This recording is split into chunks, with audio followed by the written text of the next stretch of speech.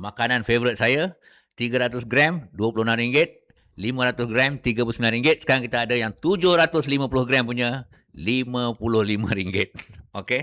Madu bunga daripada Iran. You tahu kan saya ni untuk cerita pasal Iran. Dan ini kita adalah salah seorang yang import daripada Iran. Tak pedulilah sekatan ekonomi ke, import daripada Iran walaupun benda ni seludup melalui Pakistan. Ya, engkau belilah madu daripada kita sebab tuan madu tu dia akan bayar cukai untuk buat misail serang Israel. Ya, betul. Jadi kalau support Kita ada saham. saya, support madu lebah Iran. Betul, support madu lebah Iran. 300 gram. Ni 300 gram. Support saffron Iran sebab kita akan ada sedikit lah, mungkin 0. berapa sen setiap pembelian tu dia akan pergi bayar cukai untuk buat misail dan dihantar pada Israel. Dan yang paling bagus kita ada madu saffron, madu dengan saffron hanya 300 gram dengan ada setengah gram saffron dalam tu. Paling banyaklah madu kepada saffron punya ratio dan paling murah dekat pasaran RM36. Dekat Shopee dan TikTok dalam RM42. Dia paling murah saffron dengan madu, harga dekat luar RM60 ke RM69 untuk 300 gram. Okey? Yes. Dan madu ni bukan kita jual lah, kita makan. Ada kat kitchen. Okey, Abang Sam. Okey.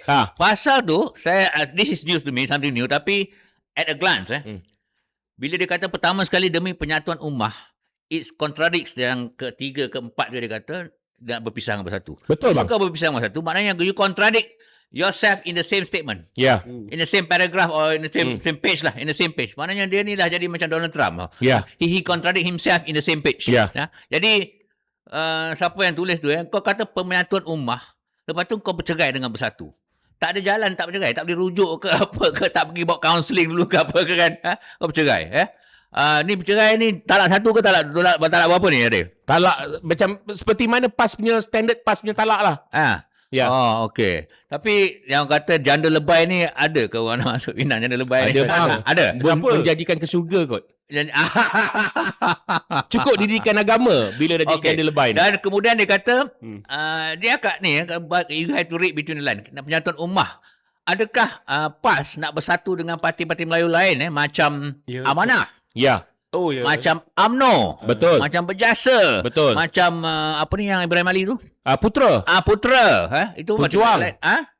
Pejuang. Ada satu lagi Ikatan Multiracial Pejuang. Ya. Pejuang Jadi apa kata tulis terus terang aja kami nak bersatu dengan UMNO selepas pilihan raya. Macam tu tapi sebenarnya Adil, Anas, aku yang memperjuangkan penyatuan parti-parti Melayu ni agak first glance aku agak kecewa lah.